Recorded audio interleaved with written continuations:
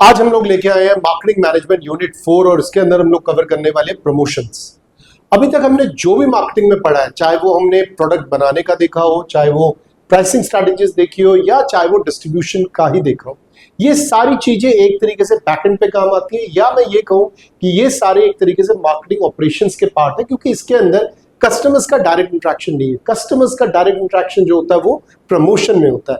My name is doctor Suman Kumar Dev and let's start marketing management unit 4 promotions. इस यूनिट में जो हम टॉपिक कवर करने वाले वो सारा मैंने यहाँ पे मेंशन करा हुआ। देखो, प्रमोशन क्या होता है, लेट्स अंडरस्टैंड। हमने एक प्रोडक्ट बनाया है, प्रोडक्ट को हम रिटेलर तक लेके गए हैं, बट इसका मतलब ये नहीं है कि कस्टमर को उस प्रोडक्ट के बारे में पता है।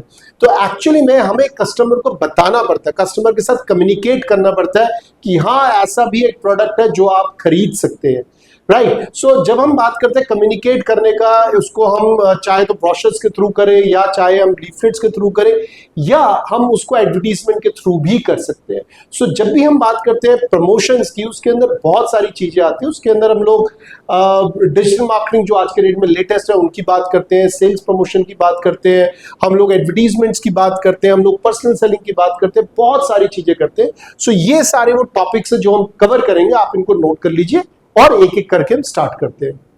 सो इससे पहले हम समझाए एंटर करें प्रमोशनल मिक्स एंड प्रमोशनल की बाकी चीजों में, let's understand what is the meaning of promotion. Promotion होता क्या है? ये तो मुझे पता है कि ये मार्केटिंग मिक्स का फोर्थ पार्ट है जो प्रमोशन है, इसमें एडवर्टीजमेंट वगैरह करते हैं। सो अगर डेफिनेशन के हिसाब से जाते हैं तो promotion is one of the 4 key components of marketing mix: product, price, place and promotion. ये हमने 4 पढ़ा है। It refers to all communication strategies, हम कैसे कम्युनिकेट करें लोगों के साथ, and activities, right, used by the business to inform. ये बिजनेस हाउसेस किसी तरीके से इंफॉर्मेशन देते हैं कस्टमर्स को, परस्यू करते हैं कस्टमर को, हम लेके आने की कोशिश करते हैं, उनको हम बताते हैं कि हम बेहतर है, बाकी उससे बेटर है, उनको स्ट्रैटेजीज में लेके आते हैं, and influence customer to purchase the product and services. The main objective of promotion is to create awareness, generate interest and drive sales. ये तीनों चीजें बहुत जरूरी है, तीनों ही इसके मेन ऑब्जेक्टिव्स होते हैं। Example, during the launch of Reliance Jio, the company used extensive promotional strategies including free data offers, television advertisement and digital marketing। बहुत बड़े स्केल पे इन्होंने ये सारा कुछ करा था। सो ये सारा है प्रमोशन का मेन। अगर आपको डेफिनेशन लिखनी है तो आप इसको यूज कर सकते हैं। देखो, अगर हम एग्जांपल के तौर पे देखें तो हम अमूल का भी एग्जांपल ले सकते हैं। जब भी हम बात करते हैं पर्पस ऑफ प्रमोशन का, अमूल जो है वो सेल्स की भी बात करता है, वो मास प्रमोशन भी करता है, वो रिटेल के थ्रू भी प्रोडक्ट को रखता है। हर जगह वो कोशिश करता है कम्युनिकेट करने का कस्टमर्स के साथ, सो दैट उसके जो भी उसका प्रोडक्ट है वो बिक सके, चाहे वो आइसक्रीम्स हो, चाहे वो चॉकलेट्स हो, चाहे वो मिल्क प्रोडक्ट हो, डेयरी प्रोडक्ट्स हो, जो भी हो। सो अमूल जो है एक फुल फ्लेज प्रमोशनल स्ट्रैटेजीज वो लोग यूज करते हैं। प्रमोशनल ऑब्जेक्टिव्स, देखो प्रमोशनल ऑब्जेक्टिव की जब भी बात करते हैं, जैसे हमने बोला, सबसे पहला जो प्रमोशन हम लोग करते हैं उसका जो मेन ऑब्जेक्टिव होता है वो होता है लोगों को अवेयर करना, लोगों के बारे में अवेयरनेस फैलाना, लोगों को शॉप तक लेके आना, या लोगों को प्लेटफॉर्म तक लेके जाना, सो दैट लोग उस प्रमोशनल एक्टिविटीज के थ्रू प्रोडक्ट को समझे और प्रोडक्ट को खरीदे। सो अगर आप देखो, पहला जो ऑब्जेक्टिव है वो है प्लान इफेक्टिव मार्केटिंग कैंपेन। सो जो कैंपेन्स है वो इफेक्टिव होने चाहिए और कस्टमर्स के दिमाग में बस जाना चाहिए। सेकंड ऑब्जेक्टिव होता है measure the success of those campaign. So हम जब प्रमोशनल ऑब्जेक्टिव की बात करते हैं, हमें उनके सक्सेस को भी मेजर करना होता है। थोड़ा सा और अगर हम क्वांटिफाइबल तरीके से, या अगर हम थोड़ा सा डिटेल में ऑब्जेक्टिव्स की बात करें, सो ये सारे ऑब्जेक्टिव्स होते हैं हमारे प्रमोशनल स्ट्रैटेजीज के या प्रमोशंस के। सबसे पहले इंक्रीज अवेयरनेस, हमें अवेयरनेस इंक्रीज करना पड़ता है। बूस्ट सेल्स, हम सेल्स प्रमोशन के थ्रू, डिस्काउंट के थ्रू हम लोगों को रिटेल तक लेके आते हैं, लोगों को हम प्लेटफॉर्म तक लेके जाते हैं, अमेज़न, फ्लिपकार्ट तक, सो दैट वो खरीद सके। तो हम सेल्स को बूस्ट करते हैं। हम लॉयल्टी को बिल्ड करते हैं पीआर एक्टिविटीज से, या कस्टमर के अच्छे अगर कस्टमर सेटिस्फाइड है उनके फीडबैक के साथ, अलग अलग तरीके हैं जिससे हम लॉयल्टी को बिल्ड करते हैं। हम एडुकेट करते हैं कस्टमर्स को, हम कस्टमर्स को इन्फॉर्मेशन दे रहे हैं, एजुकेशन दे रहे हैं। अगर कोई बहुत टेक्निकल प्रोडक्ट है तो जरूरी है कि इन कस्टमर्स को उसके फीचर्स, उसके बेनिफिट्स के बारे में एजुकेट जरूर करें। एनकरेज ट्रायल्स, अगेन सेल्स की बात आ जाती है, सेल्स को हम उसमें पिक कराते हैं। फाइट कंपटीशन एज लाना बहुत जरूरी है। तो अगर कोई बहुत कॉम्पिटिटिव प्रोडक्ट है, मार्केट बहुत कॉम्पिटिटिव है, ऐसे में प्रमोशन के थ्रू हम लोग कंपटीशन को बीट कर सकते हैं। नेक्स्ट अगर बात करते हैं तो वो था सपोर्ट सेल्स टीम। यस, ये जो प्रमोशन है ये सेल्स टीम को सपोर्ट करती है। सब सेल्स टीम को सपोर्ट करने का मतलब है कि ज्यादा कस्टमर्स को लेके आते हैं दुकानों तक, सो दैट सेल्स टीम के पास एक इनफ कस्टमर बेस हो, सो दैट वो सेल्स कर सके। नेक्स्ट होता है इंप्रूव इमेज। इंप्रूव इमेज आप देखोगे जो बिल्ड लॉयल्टी, अगर इंप्रूव इमेज होगी, अगर इमेज आपकी इंप्रूव होगी, पीआर एक्टिविटीज के थ्रू आप इसको इंप्रूव कर सकते हो, आपकी लॉयल्टी भी बिल्ड होनी शुरू हो जाती है। सो ये सारे तरीके हैं, ऑब्जेक्टिव्स हैं इनफैक्ट मैं बताऊंगा प्रमोशंस के। ये मैंने बाकी टेबल बना रखा है, इस टेबल को आप नोट कर सकते हो या चाहे तो आप इसको नोट्स में भी देख सकते हो। आप थोड़ा सा देख लो इस टेबल को। आपने कभी देखा है एप्पल का जो फोन है उसके बाद वो कहां कहां पे आपको दिखता है? ऑब्वियसली वो आपको साइट्स में दिखेंगे, अगर आप वेरियस साइट्स में जा रहे हैं वहां पे एडवर्टीजमेंट वो लोग करते हैं। आप होर्डिंग्स, उसके बहुत बड़े बड़े होर्डिंग्स देख सकते हैं। आप कभी भी अगर जा रहे हैं, जैसे अगर आप नोएडा से दिल्ली या दिल्ली से नोएडा आ रहे हैं, आपको डीएनडी पे बहुत बड़े बड़े होर्डिंग्स मिलेंगे एप्पल के फोन्स के।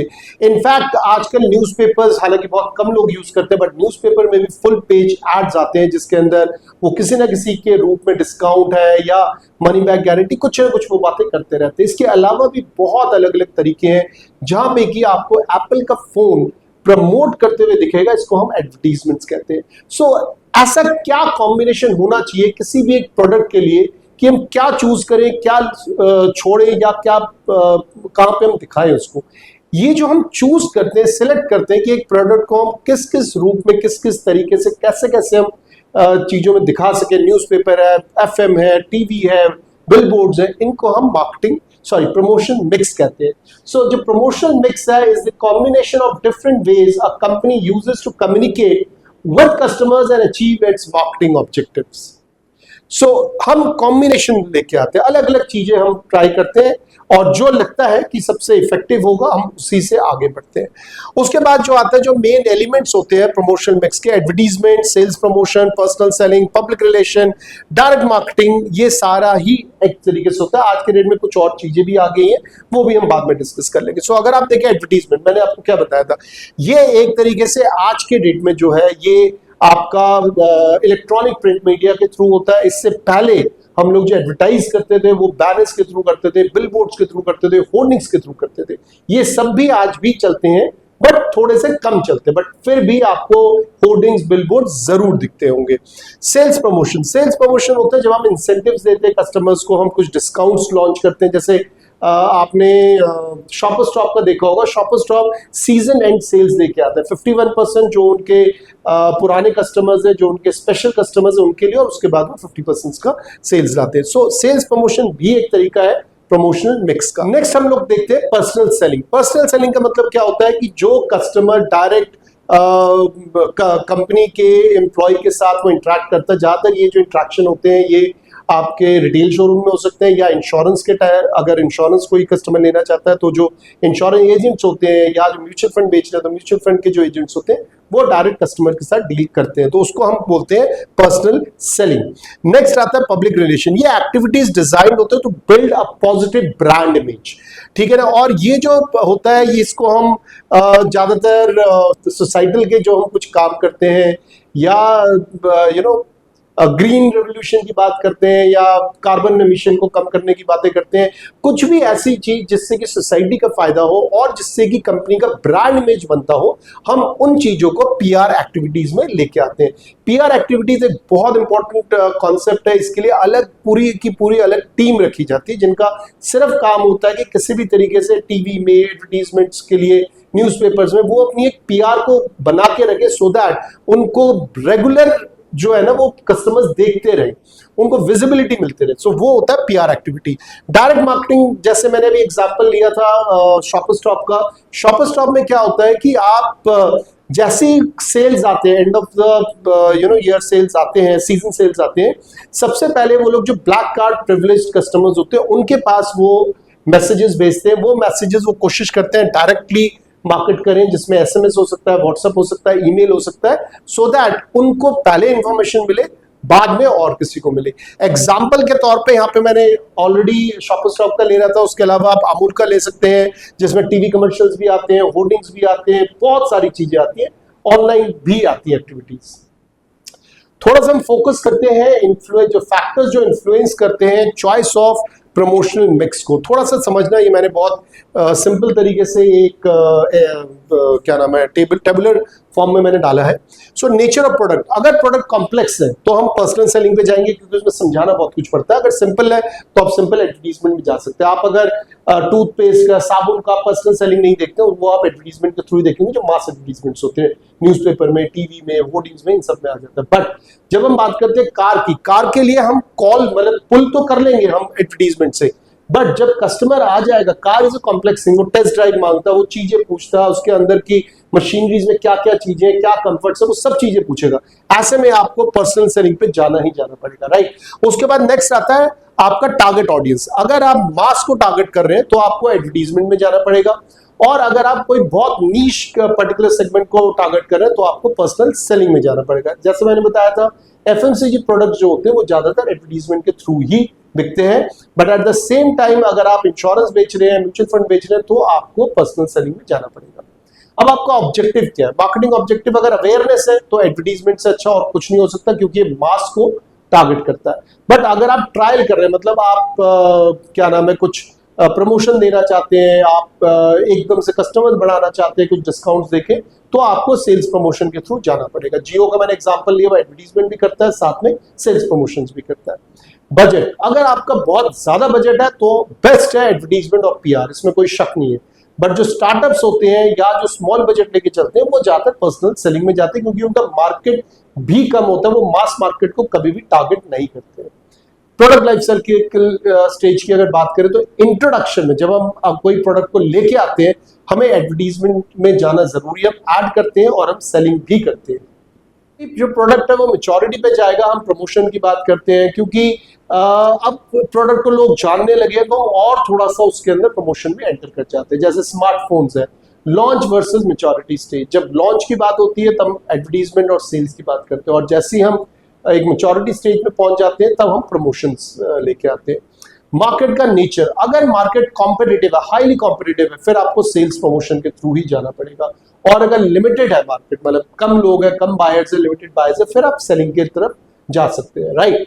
सो ये जो एग्जांपल्स मैंने आपको दिए, ये अलग अलग तरीके से आप एक चॉइस ले सकते हैं कि कैसे मैं प्रमोशन मिक्स को पिक करूं, कौन सा मेरे प्रोडक्ट के लिए, मेरे कंपनी के गोल और ऑब्जेक्टिव के लिए बेस्ट होगा।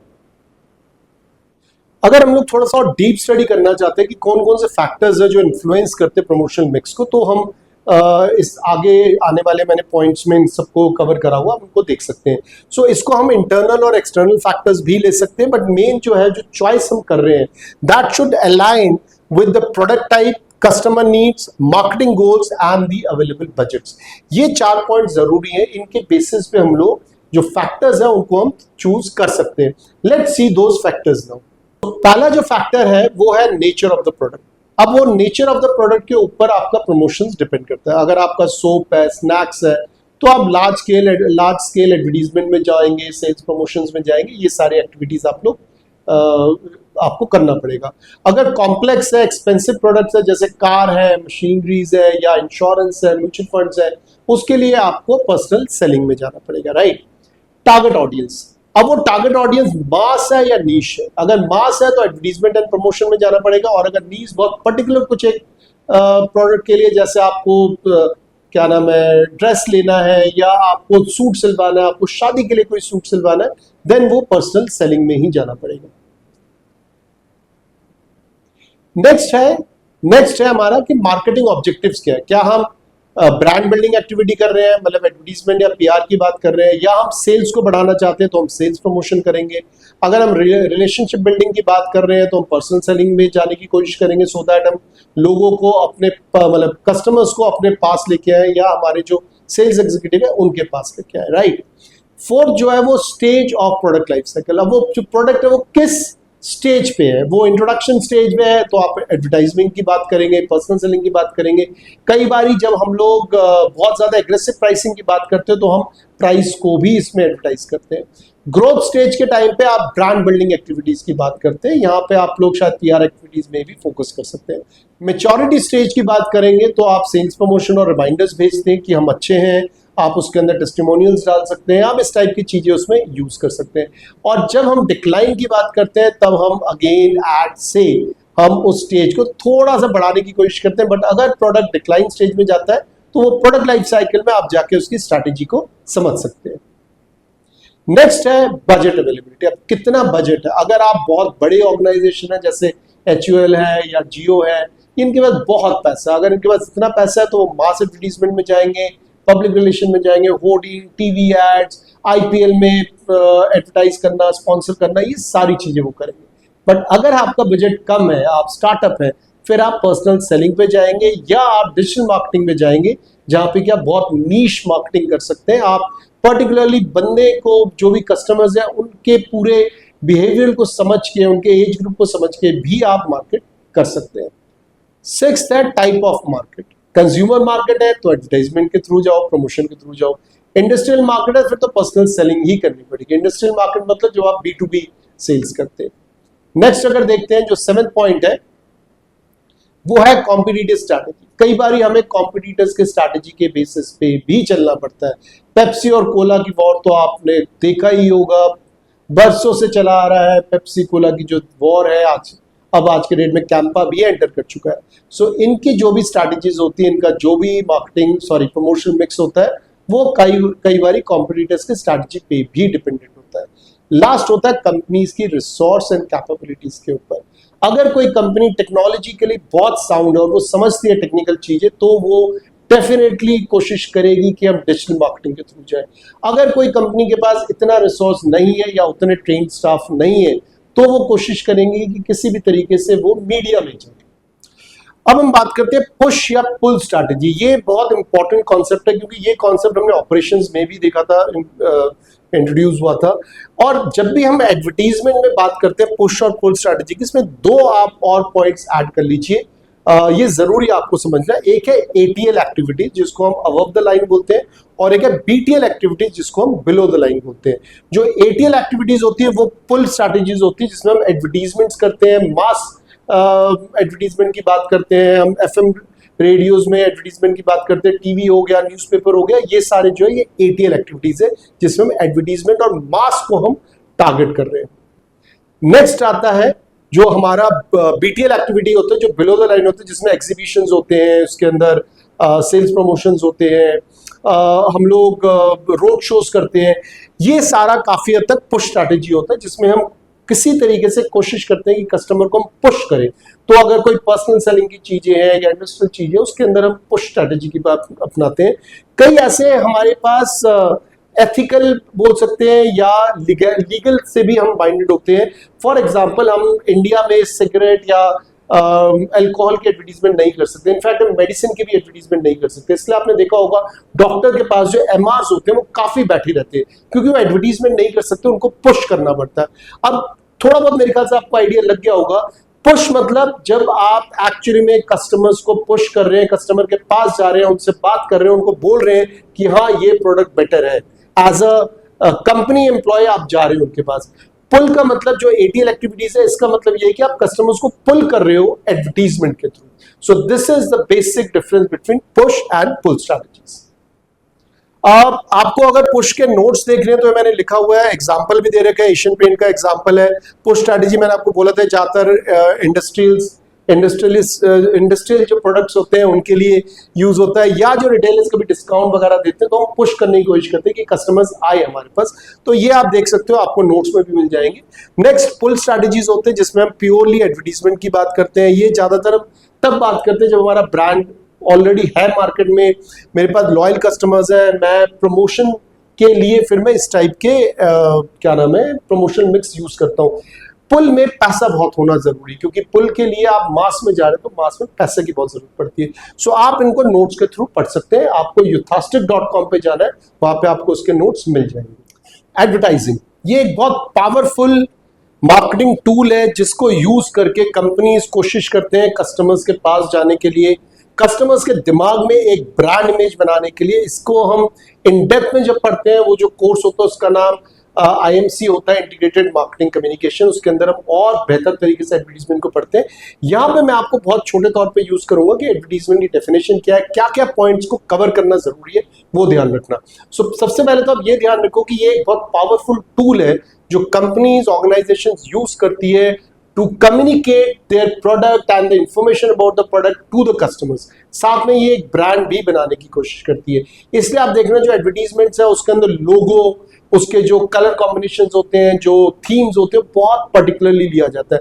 आपको अमूल याद दिलाता हूँ, अमूल के आप देखो होर्डिंग्स लगते हैं हर शहर में, एक ही दिन वो होर्डिंग्स चेंज होते हैं और नए नए उसके अंदर कहीं ना कुछ वो कम्युनिकेट करते हैं, वो एक सोशल मैसेजेस देने की कोशिश करते हैं, बट वो एडवर्टीजमेंट के थ्रू एक ब्रांड को बनाने की कोशिश कर रहे हैं, राइट। अब आप देखो इसका डेफिनेशन, जब हम डेफिनेशन की बात करते हैं बहुत इंपॉर्टेंट है कि इस डेफिनेशन में 3 की पॉइंट्स को आप जरूर लिख के आओ। डेफिनेशन में पहला ये पेड होता है, दूसरा ये नॉन पर्सनल होता है, तीसरा ये जो होता है इसके अंदर एक आइडेंटिफाइड स्पॉन्सरर होता है। आप कोई भी एडवर्टीजमेंट देते हैं, आप एक आइडेंटिफाइड स्पॉन्सरर का होना जरूरी है। एक स्पॉन्सर को बताना पड़ता है कि हाँ ये एडवर्टीजमेंट मैं दे रहा हूं, क्योंकि अगर कल को कोई ऐसी बात निकल के आए लीगली या एथिकली कुछ रॉन्ग निकलता है तो स्पॉन्सर्स को लाइबल करा जाता है कि आपने गलत एडवर्टीजमेंट दिया था, राइट। सो जब भी मैं डेफिनेशन की बात कर रहा हूं आपको ये 3 पॉइंट्स लिखना बहुत जरूरी है, वरना आपके मार्क्स कट सकते हैं, आपको मार्क्स नहीं मिलेंगे। इंपॉर्टेंस ऑफ एडवर्टीजमेंट्स की हम बात अगर करें छोटे में, अगर आपको लिख के आना है तो advertising plays a vital role in modern marketing. It helps business communicate with customers, create awareness and influence buying decision. ये जो लास्ट वर्ड है ना, इन्फ्लुएंस बाइंग डिसीजन, ये बहुत जरूरी है। और इस इन्फ्लुएंस के लिए आप देखो सेलिब्रिटीज को लाया जाता है। आई रियली डाउट कि शाहरुख खान या आमिर खान या सलमान खान कोल्ड ड्रिंक्स पीते होंगे, बट वो एडवर्टाइजमेंट करते हैं, जो करना नहीं चाहिए मेरे हिसाब से।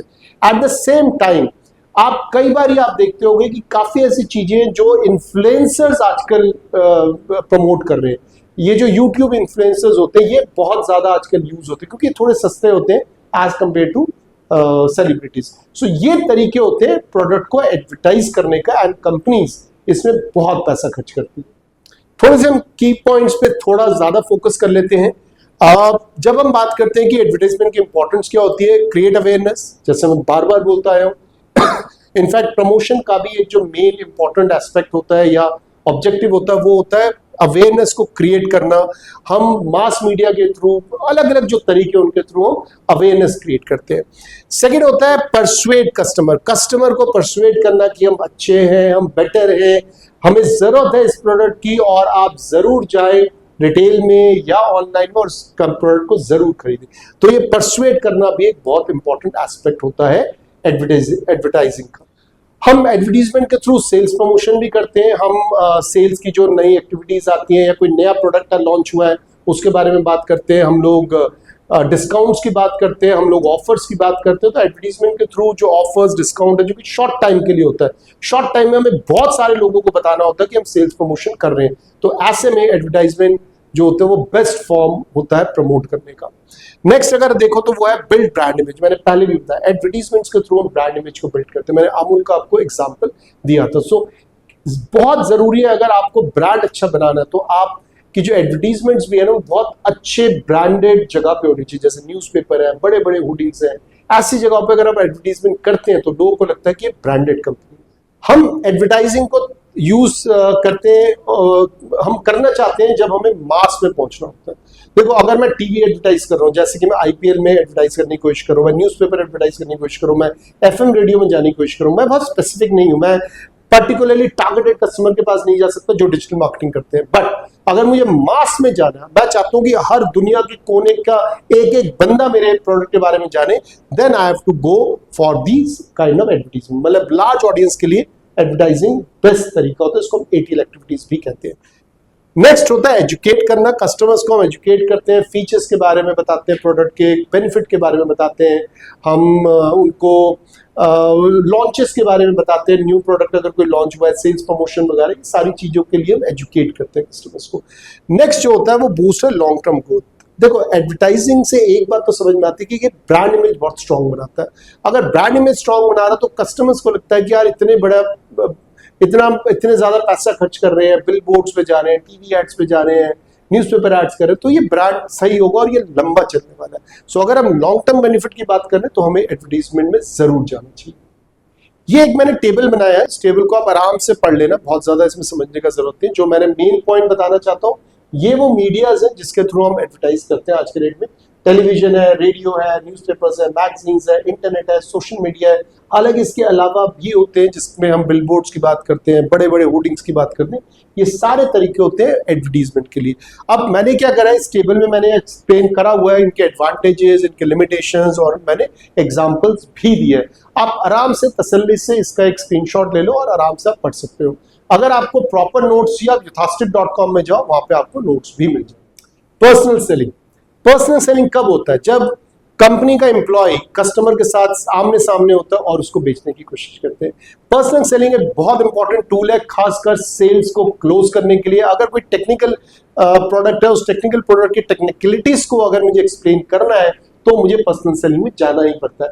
पर्सनल सेलिंग में आपने एग्जांपल्स देखे होंगे कार का, मतलब अगर आप कार लेने जाते हैं तो आपको वहां पे जाके उनके एग्जीक्यूटिव से बात करनी पड़ती है और वो एग्जीक्यूटिव आपको फीचर्स, बेनिफिट जो आपको चाहिए वो सारी बातें करता है। इंश्योरेंस में बार बार एग्जांपल ले रहे हैं, इंश्योरेंस का, म्यूचुअल फंड्स का, ये जो सारी चीजें होती है इसमें पर्सनल सेलिंग बहुत स्ट्रांगली यूज होता है। सो अगर हम पर्सनल सेलिंग को देखें तो ये क्या करता है? ये इन्फॉर्मेशन देता है, परसुएड करता है, ये बार बार परसुएड करता है। परसुएशन बहुत जरूरी है। पर्सनल सेलिंग या पर्सनल सेल्स पीपल जो होते हैं उनका एक स्किल, रिक्वायर्ड स्किल है परसुएशन।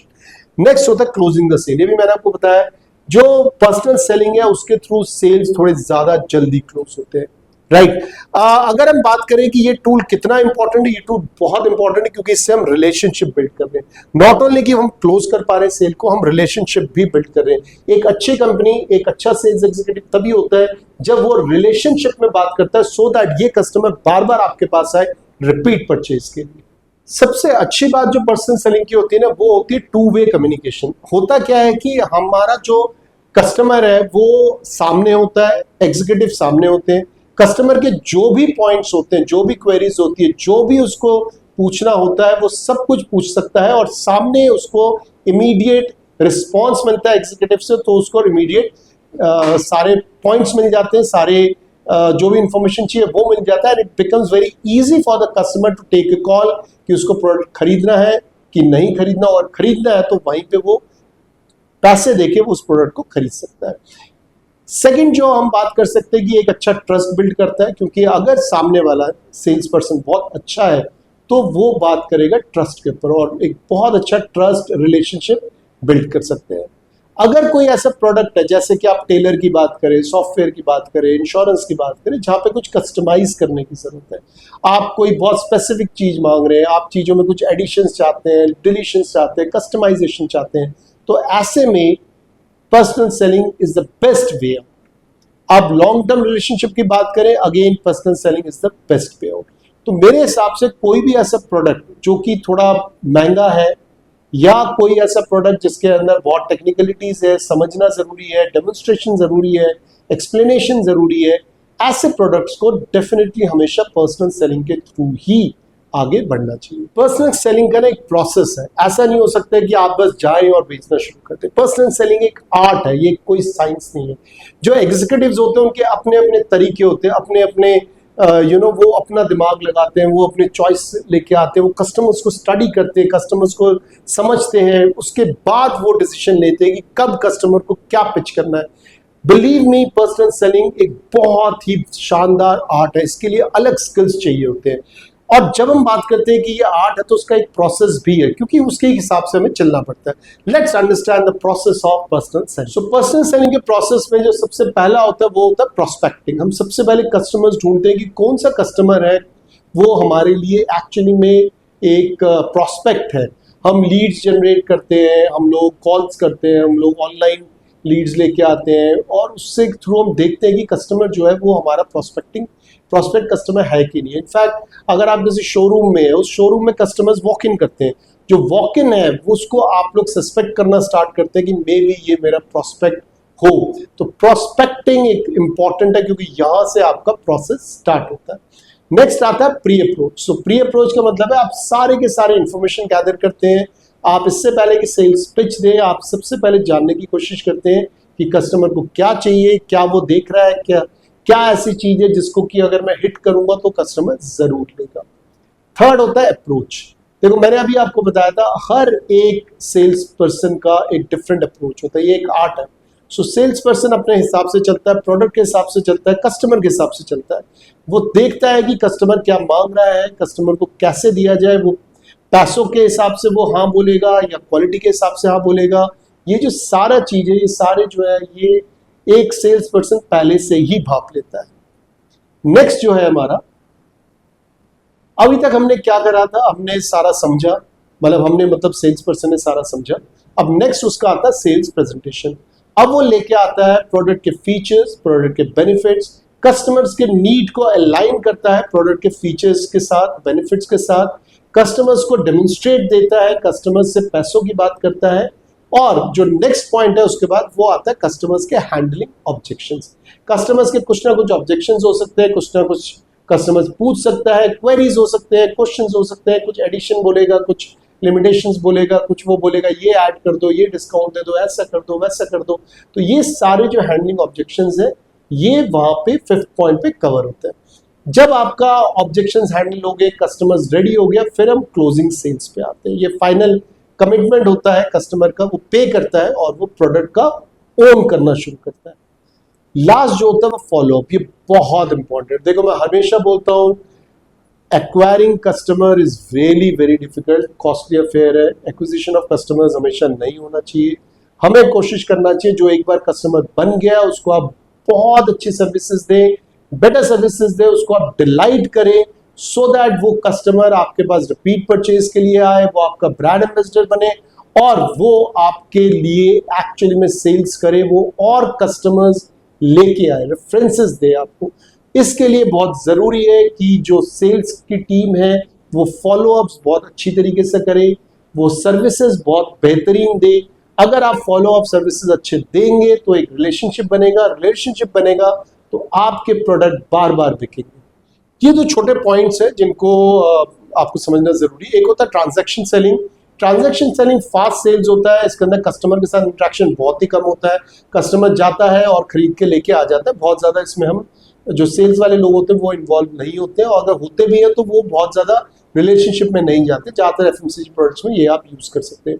दूसरा होता है रिलेशनशिप सेलिंग, जिसके अंदर हाई वैल्यू सेल्स होती है, बिल्डिंग ट्रस्ट जरूरी है, लॉयल्टी जरूरी है, जिसके अंदर आप इंश्योरेंस वगैरह बेचने की बात करते हैं या B2B की बात करते हैं, जिसमें हम आप लोग इंडस्ट्रियल प्रोडक्ट्स की बात करते हैं। तो ऐसे में रिलेशनशिप सेलिंग सबसे ज्यादा काम आता है। आप इस टेबल को देख सकते हैं, इसके अंदर ट्रांजैक्शन सेलिंग और रिलेशनशिप सेलिंग के बारे में मैंने डिफाइन करा हुआ है। इस टेबल में मैंने फोकस की बात करी है, गोल की बात करी है, sales approach, communication, sales cycle, customer contact examples भी दिए हैं और सूटेबिलिटी की बात करिए। अब इसको आराम से पढ़ना है, इसमें कोई बहुत ज्यादा जागरण नहीं है, बहुत ज्यादा रॉकेट साइंस नहीं, आपको इजीली समझ में आ जाएगा। Let's talk about sales promotion. Sales promotion जो होता है वो एक शॉर्ट टर्म इंसेंटिव्स होते हैं जो हम कस्टमर्स को देते हैं, या कई बार ये सेल्स प्रमोशन हम लोग डीलर्स के लिए भी लेके आते हैं, होलसेलर्स के लिए भी लेके आते हैं।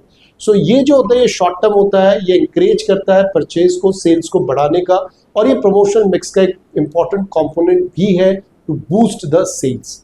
पर्पस ऑफ सेल्स प्रमोशन होता है टू स्टिमुलेट इमीडिएट सेल्स। मैं बार बार कह रहा हूँ, बूस्ट करना होता है, इमीडिएट सेल्स की ये बात करता है। अगर हमें नया प्रोडक्ट कोई लॉन्च करना है तो हम नए प्रोडक्ट की लॉन्च की बात करते हैं सेल्स प्रमोशन में। हम कई बार हमारे पास इन्वेंट्री में बहुत सामान पड़ा हो तो उसको हमें क्लियर करना पड़ता है, हमें सेल्स लेके आना पड़ता है, डिस्काउंट देना पड़ता है। सो क्लियरेंस सेल्स भी इसका एक पार्ट है। ब्रांड ट्रायल या स्विचिंग की बात करते हैं, हम मोटिवेट करते हैं कस्टमर्स को, आप न्यू ब्रांड्स ट्राई करें, स्विच करें अपने पुराने जो ब्रांड्स आ रहे हैं। ऐसे में भी हम लोग सेल्स प्रमोशन की बात करते हैं। सपोर्ट्स प्रमोशनल एक्टिविटीज, कई बार क्या होता है कि जैसे आपने सुना होगा फ्लिपकार्ट बिग बिलियन डे, ये एक इवेंट है, ये एक तरीके से त्योहार मनाया जाता है कि जब फ्लिपकार्ट बिग बिलियन डे लेके आता है, और ऐसे में इसको हम सेल्स प्रमोशन का एक पार्ट होता है, एक कॉम्प्लीमेंट होता है एडवर्टीजमेंट, पर्सनल सेलिंग। और ये एक तरीके से आज के डेट में अगर आप बिग बिलियन डे देखें, ये एक तरीके से बहुत यूनिक डे बन गया जिसमें लोग वेट करते हैं, people wait for this day to come so that they can purchase product at a very competitive rates. जो टाइप्स ऑफ सेल्स प्रमोशन है वो आप देखो, इसमें डिस्काउंट्स आते हैं, बार बार हम बात करें, कूपन्स आते हैं, फ्री सैंपल्स दिए जाते हैं, by one get one free. ये दारू पीने वाले इसको हमेशा ध्यान रखते होंगे क्योंकि एक के साथ एक बियर पीना आराम मिल जाए तो फिर बात ही क्या है।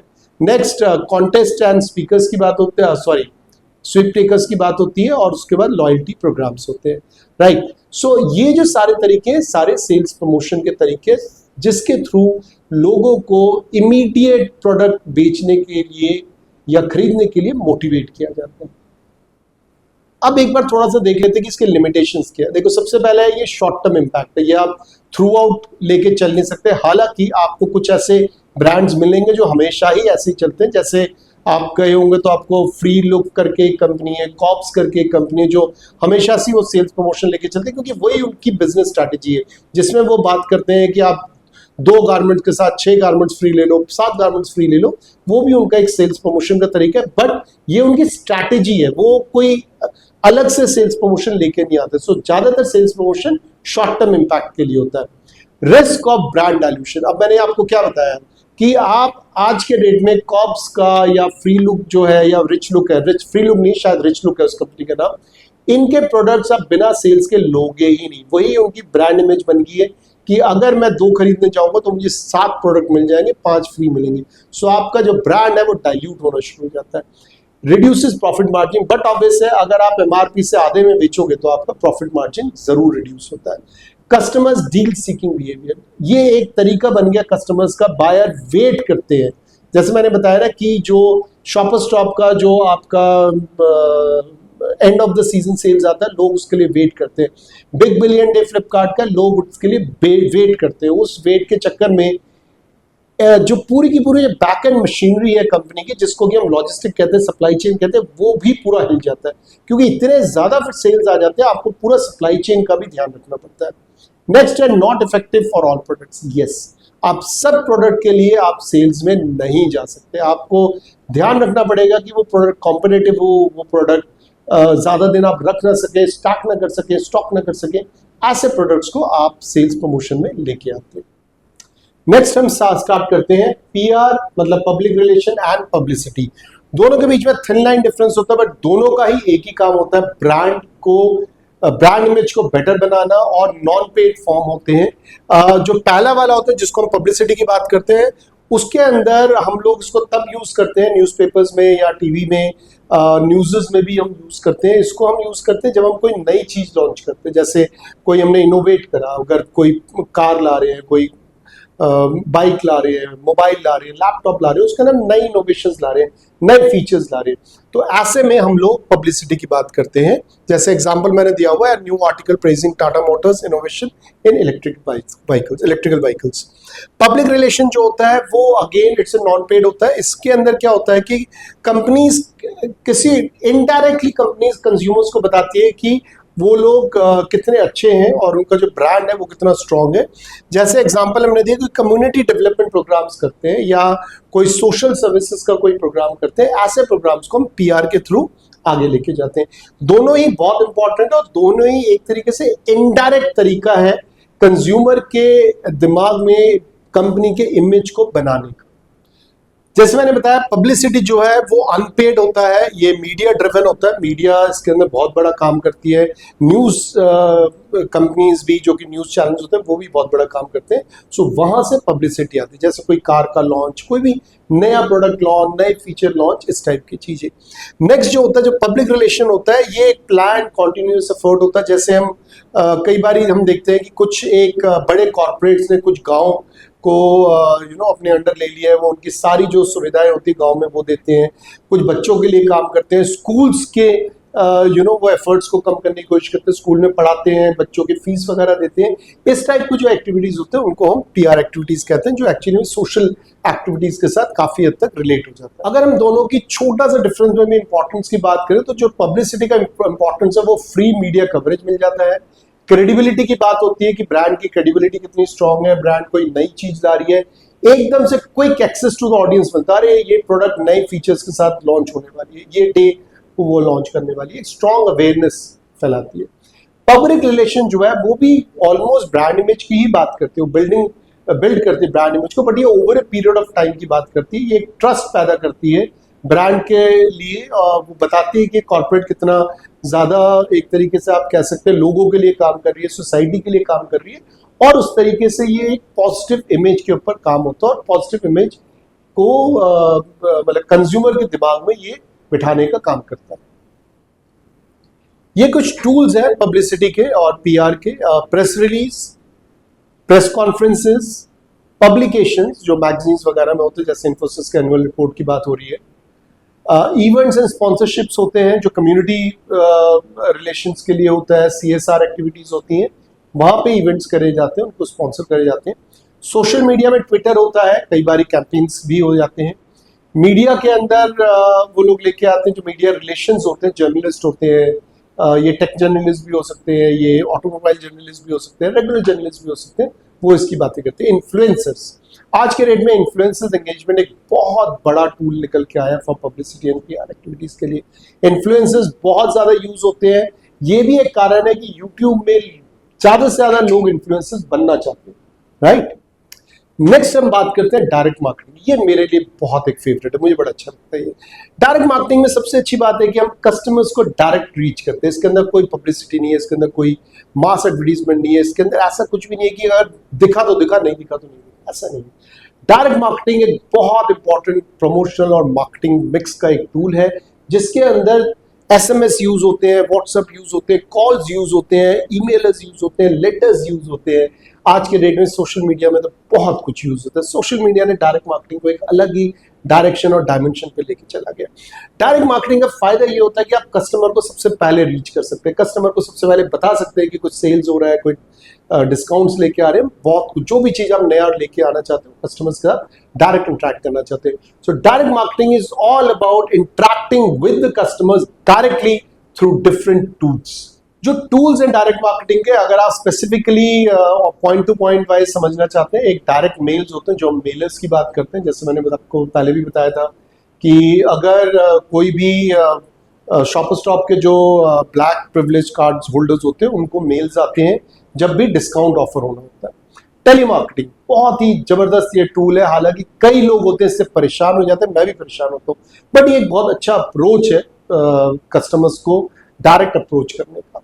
ईमेल मार्केटिंग, आपको ईमेल्स जा सकते हैं, आपको लेटर्स, ईमेल डायरेक्ट मेल में आपको लेटर्स जाते हैं, ईमेल मार्केटिंग में आपके पास ईमेल्स आते हैं। हालांकि आज के डेट में डायरेक्ट मेल ज्यादा चलते नहीं है, विद दी न्यू नॉर्मल्स जो है, जो कि सोशल मीडिया का, उसमें ईमेल मार्केटिंग बहुत काम आता है। SMS मार्केटिंग, आप देखो आज के डेट में ज्यादातर जगह पे आपसे नंबर्स लिए जाते हैं और आपके पास या तो व्हाट्सएप मैसेजेस आते हैं या SMS मैसेजेस आते हैं, दोनों में से कुछ भी आ सकता है, रेगुलर बेसिस पे आता है। इनफैक्ट इसको इतना स्ट्रॉन्ग बनाया गया है कि आप जब भी कोई प्रोडक्ट लेते हैं, आपसे सबसे पहले आपका सबसे पहले आपका फोन नंबर मांगा जाता है। वो ये भी बताते हैं कि जो बिल है या जो इनवॉइस है वो आपके फोन पे आएगा, सो दैट आप फोन नंबर जरूर दें। नेक्स्ट है कैटलॉग मार्केटिंग। आप कैटलॉग भेज सकते हैं व्हाट्सएप के थ्रू, ईमेल्स के थ्रू, डायरेक्ट भी भेज सकते हैं। और जो ऑनलाइन रिस्पॉन्सिव एड्स होते हैं, ये सबसे सही तरीका है आज के डेट में, पिन पॉइंट करके आप स्पेसिफिकली किसी एक कस्टमर के पास पहुंच सकते हैं अगर आप ऑनलाइन रिस्पॉन्स एड्स में जाते हैं। महंगे हैं, यस, बट बहुत ही ज्यादा कॉस्ट इफेक्टिव है। थोड़ा सा अगर हम लिमिटेशंस और एडवांटेजेस में जाए, तो जो एडवांटेजेस है वो है कि बहुत स्पेसिफिकली आप कस्टमर्स को टारगेट कर सकते हैं, आपका ROI बहुत अच्छा होता है, आप कस्टमर्स के फीडबैक की बात कर सकते हैं, और सबसे जो इंपॉर्टेंट इसके अंदर है वो है रिलेशनशिप बिल्डिंग। जो डायरेक्ट मार्केटिंग है उससे जो रिलेशनशिप बिल्ड होता है वो बहुत ही अच्छे रिलेशनशिप बिल्ड होते हैं। ये एक मौका है किसी भी कंपनी के लिए किसी भी कस्टमर के साथ एक अच्छी रिलेशनशिप को बिल्ड करने का। कभी भी कभी भी किसी कंपनी को इसको अवॉइड नहीं करना चाहिए। हाँ, कुछ लिमिटेशंस भी है, जैसे कि can be perceived as intrusive और स्पैम। जैसे मैंने आपको बोला, बहुत से कॉल्स आते हैं, हम नहीं पिक करते हैं, ईमेल्स आते हैं, नहीं पिक करते, तो कभी कभार अच्छे मैसेजेस भी मिस हो जाते हैं। सेकेंड है कि आपका जो डेटाबेस हो बहुत एक्यूरेट होना चाहिए। बहुत एक सिंपल एग्जांपल देता हूँ। I used to stay in Dwarka about 7-8 years back. मेरे पास आज भी द्वारका से कॉल्स आते हैं कि आपके बच्चों का ट्यूशन करा लो, यहाँ पे कोर्स करा दो, वहाँ कोर्स करा दो। मुझे समझ में नहीं आता, इतना पुराना डेटाबेस वो आज भी घूम रहा है। कई बार जो सबसे बड़ी लिमिटेशंस होती है या डिसएडवांटेज होता है इसका, वो यही है कि जो डेटा है वो हमें नहीं पता कि वो ठीक है कि कैसे। लास्ट है cost can be high if not well targeted.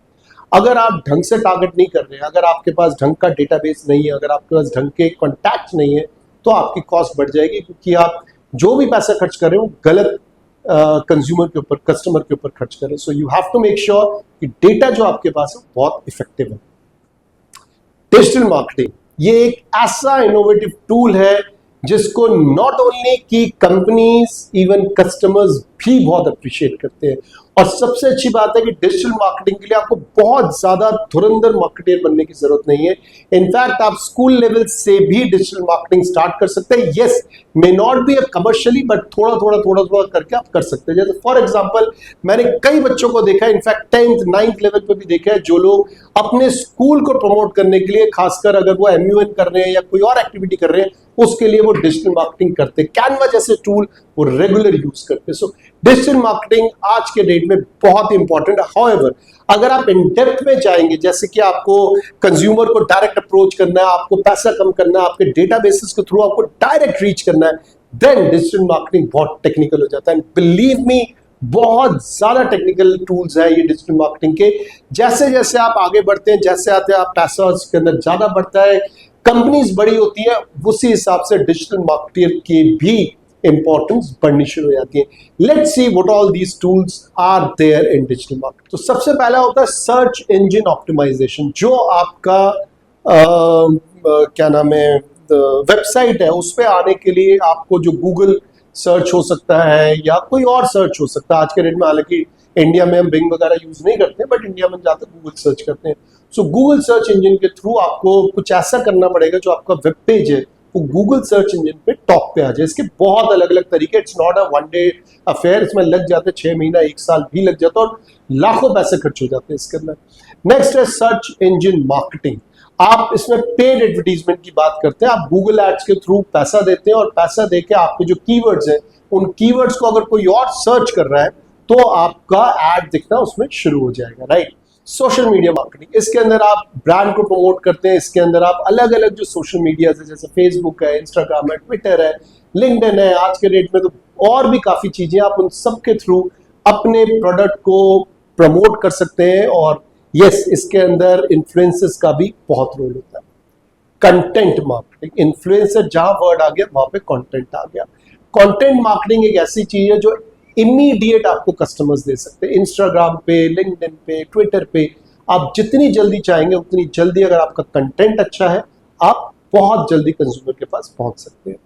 Email marketing, ये एक बहुत रेगुलर सा मार्केटिंग का टूल है, धीरे धीरे चलता है, बहुत आराम से चलता है। जब आपका मन करता है, जब आपका नया प्रोडक्ट है, ऑन अ रेगुलर बेसिस आप मेल्स भेज सकते हैं, आप कंज्यूमर को बता सकते हैं कि आप नए प्रोडक्ट ला रहे हैं, ब्रोशर्स दे सकते हैं, लीफलेट्स दे सकते हैं, नए प्रमोशनल टूल्स या तरीके भी, सॉरी, नए प्रमोशनल के जो कॉन्सेप्ट्स हैं या जो आपने जो प्रमोशनल कैंपेन लॉन्च किया वो आप उनके पास लेके जा सकते हैं। नेक्स्ट है एफिलिएट मार्केटिंग। ये एक तरीका है जो किसी को भी पैसा कमाने का एक जरिया बनाता है। एफिलिएट मार्केटिंग का मतलब होता है कि आप पार्टनर बनते हैं। जैसे मैं अपने वेबसाइट पे कुछ ऐसी बातें करूंगा और फिर उसके बाद कुछ ऐसे प्रोडक्ट बेचने की बात करूंगा जो कि या तो अमेजन पे या फ्लिपकार्ट पे, तो मेरे वेबसाइट से जो कंज्यूमर या जो व्यूअर पढ़ रहा है वो क्लिक करके वो अगर अमेजन पे जाता है, वहां से अगर वो कुछ खरीदता है तो उसका एक सर्टेन अमाउंट मुझे मिलता है। तो उसको हम एफिलिएट मार्केटिंग कहते हैं, पार्टनर बनाते हैं। इन्फ्लुएंस मार्केटिंग मुझे बताने की जरूरत नहीं है, आप सबको इसके बारे में पता है। इनफैक्ट शायद अभी भी जो लोग सुन रहे हैं उनमें से कई ऐसे स्टूडेंट होंगे जो शायद इन्फ्लुएंसर ऑलरेडी है। अगर आप इन्फ्लुएंसर है, प्लीज मत रुकना, आगे बढ़ते रहो। ये एक बहुत इंपॉर्टेंट तरीका है, आपकी कमाई का एक अच्छा जरिया है। मोबाइल मार्केटिंग जो लास्ट है, जो चीजें हम ऊपर कर रहे हैं वो सब हम मोबाइल में कर सकते हैं। इसके अंदर पुश एसएमएस होते हैं क्योंकि हम ऐप की बात करते हैं। सो एप्लीकेशन में हम पुश एसएमएस के थ्रू मार्केट कर सकते हैं। देखो, ऑलरेडी मैं बात कर चुका हूँ डिजिटल मार्केटिंग में, मुझे लगता नहीं मुझे बहुत ज्यादा बात करनी पड़ेगी। कोर्स में था इसलिए मैं कवर कर रहा हूँ। बिलीव मी, मुझे ऐसा लगता है कि शायद आप लोगों को मेरे से ज्यादा पता है, पर कोई बात नहीं। मैंने क्या करा, मैंने इसको कंसाइज कर दिया, एक जगह पे लाके रख दिया सो दैट आपके लिए ईजी हो जाए। सो जब हम एडवांटेजेस की बात करते हैं, वाइड रीच, मैंने क्या बोला कि आप कहीं से भी बैठ के किसी भी तरीके के ऑडियंस को स्पेसिफिकली आप उसको टारगेट कर सकते हैं। कॉस्ट इफेक्टिव है क्योंकि ये मास में नहीं जा रहा, ये एडवर्टाइजमेंट मैं टीवी में नहीं कर रहा, मैं न्यूज़पेपर में नहीं कर रहा, तो ये बहुत ज्यादा कॉस्ट इफेक्टिव है क्योंकि उसी को मैं दे रहा हूं जो मैं चाहता हूं जो देखे इसको। मेजरेबल, आज के डेट में इतने ज्यादा गूगल एनालिटिकल या सोशल मीडिया एनालिटिकल टूल्स हैं जिसके थ्रू आप बहुत इजीली मेजर कर सकते हो, जिसको हम यूट्यूब एनालिटिक्स भी कह सकते हैं। जैसे अभी अगर मैं मैंने एक यूट्यूब का चैनल बनाया है जिसके थ्रू आप लोग इस कोर्स को कर रहे हो, इसको मैं मेजर कर सकता हूँ, कितने लोग आए, कितने लोग नए आए, कितने लोग रिपीट आए, वो सब मेजर करा जा सकता है। इसके इनफैक्ट अलग अलग कोर्सेज भी है जिसको हम गूगल एनालिटिक्स या फिर सोशल मीडिया एनालिटिक्स के नाम से भी जानते हैं। मैं बात कर चुका हूं कि टेलर मेड मैसेजेस कर सकते हैं, पर्सनलाइज कर सकते हैं, बहुत स्पेसिफिक हो सकता है, बहुत ज्यादा इंटरेक्टिव भी हम बना सकते हैं, इसको हम एडेप्टिव भी बना सकते हैं, इंटरेक्टिव भी बना सकते हैं। With the emergence of AI agents, AI boats, हम इसको जितना इंटरेक्टिव चाहे हम उतना इंटरेक्टिव इसको बना सकते हैं। फ्लेक्सिबिलिटी, देखो जहां पे ये मैं कनेक्ट कर रहा हूँ एक पर्टिकुलर स्पेसिफिक बंदे को, उसके हिसाब से मैं फ्लेक्सिबिलिटी भी ला सकता हूँ। मेरे कैंपेन्स है वो बहुत फ्लेक्सिबल हो सकते हैं, बहुत टारगेट ओरिएंटेड हो सकते हैं। ये बहुत ज्यादा ब्रांड को भी इंप्रूव करता है। अगर मैं कॉन्स्टेंट हिट कर रहा हूँ और रेगुलर हिट कर रहा हूँ तो मैं एक ब्रांड भी इससे क्रिएट करता हूं। कभी भी कोई भी ऐसी चीज नहीं है इस दुनिया में जो सिर्फ और सिर्फ प्रॉफिट्स देता है या सिर्फ और सिर्फ अच्छा होता है, बिल्कुल भी नहीं है। हमेशा अच्छे चीजों के साथ कुछ ना कुछ नेगेटिव्स आते हैं, कुछ ना कुछ चैलेंजेस भी आते हैं। उसी तरीके से डिजिटल मार्केटिंग, जिसने पूरी की पूरी मार्केटिंग की दुनिया को चेंज कर दिया, कॉन्सेप्ट चेंज कर दिया, प्रोडक्ट बेचने का तरीका चेंज कर दिया, नए जॉब्स की बात करता है, नए इन्फ्लुएंसेस पैदा कर चुका है, बट फिर भी चैलेंजेस जरूर है। एक एक करके उन चैलेंजेस को देखते हैं। सबसे पहले जो चैलेंजेस है, हाई कंपटीशन है। हर किसी को लगता है कि हम डिजिटल मार्केटिंग के एक्सपर्ट है, सो इसलिए वो उसको और ज्यादा कॉम्पिटिटिव कर देता है। ऑनलाइन में जाने के लिए आपको पैसा खर्च करना पड़ता है, स्पेसिफिक है मैं मानता हूं, बट इसमें कीवर्ड का खेल है और कीवर्ड्स बहुत महंगे भी होते हैं। सेकेंड है प्राइवेसी कंसर्न, क्योंकि ये डेटा जो है डायरेक्ट टारगेट हो रहा है तो उसमें प्राइवेसी के कंसर्न्स होते हैं। आपको ऐसे चीजें भी पुश हो सकती है जो शायद आपको नहीं देखना या आप नहीं देखना चाहते हैं। कई बार हमें नहीं चाहिए ऐसी चीजें, बट वो भी पुश हो जाता है। सो प्राइवेसी का एक मेजर इशू होता है। हालांकि लॉज बहुत स्ट्रिक्ट है, बट फिर भी प्राइवेसी ब्रीच होती है। स्किल्स रिक्वायर्ड बहुत ज्यादा चाहिए, हाई स्किल्स का ये जॉब है। ये ऐसा टास्क नहीं है कि कोई भी कर सकता। हालांकि सबको लगता है कि हम एक्सपर्ट है, बट ऐसा नहीं है। जहां पैसा आता है और जहां बहुत स्पेसिफिक होना पड़ता है, आपको स्किल्स होना बहुत जरूरी है। इसको करने के लिए आपकी नॉट ओनली टेक्निकल स्किल्स, आपको behavioural skills, consumer behaviour, marketing, niche marketing, बहुत कुछ पढ़ना पड़ता है और बहुत अवेयर होना पड़ता है। ट्रेंड्स का पता होना चाहिए, लेटेस्ट टेक्नोलॉजीज का पता होना चाहिए, स्किल्स को रेगुलर डेवलप करना जरूरी है, नहीं तो ये चैलेंज होता है। रैपिड चेंजेस, इतनी जल्दी टेक्नोलॉजी चेंज हो रही है कि भाई लोगों को पता ही नहीं लगता। हमारे जैसे एज के लोगों को नहीं पता लग पाता, नए वाले फिर भी कर लेते, बट वो भी चैलेंज फेस करते। सो रैपिड चेंज के कारण जो टेक्नोलॉजी, उसमें कोई ठहराव नहीं है, रेगुलर चेंज हो रहा है। So you have to be updated always. Ad fatigue, इतने ऐड आ जाते हैं कई बार तो मुझे ऐसा लगता है कि मैं सच में, मतलब लगता है कि मैं क्या यूज कर रहा हूँ। मैं लकी हूँ कि मैं आईफोन यूज कर पाता हूँ, जो एंड्रॉइड फोन यूज करते हैं वहां तो और एड्स आते हैं। इन एड्स को क्या रोका जा सकता है? शायद हाँ, शायद ना, क्योंकि जितना मैं हाँ कहूंगा उतना ही टेक्नोलॉजी या टेक्नोक्रेट्स होते हैं वो उतना ही निकाल के ले आते हैं, किसी तरीके से एड्स हमें मिल जाए। बहुत कुछ करते हैं इसके अंदर, मुझे पता है, क्योंकि मेरी टीम बहुत कुछ करती है कि उनको दिख जाए किसी तरीके से। कई बार ये एथिकल होता है और ज्यादातर समय अनएथिकल ही होता है। नेक्स्ट आता है डिपेंडेंसी ऑन इंटरनेट। अगर इंटरनेट है तो ये सारा कॉन्सेप्ट है, इंटरनेट नहीं है तो नहीं है। सो आप किसी ऐसी जगह पे इस कॉन्सेप्ट को लेके नहीं जा सकते जहां पे कि इंटरनेट नहीं है, तो इसलिए हम डिपेंडेंट हो जाते हैं इंटरनेट के ऊपर। So friends, with this I and this unit and the complete course. Marketing management का मैंने पूरा कोर्स कवर करा है यहाँ पे। बीबीए एमबीए के स्टूडेंट्स को ये शायद उनका कोर्स का पार्ट है। I am not very sure कि इसके अलावा भी अगर आपको पढ़ाया जाता तो एक अलग बात है। हाउएवर एमबीए में शायद इसके सेकंड या इन डेप्थ वर्जन्स भी पढ़ाते हैं।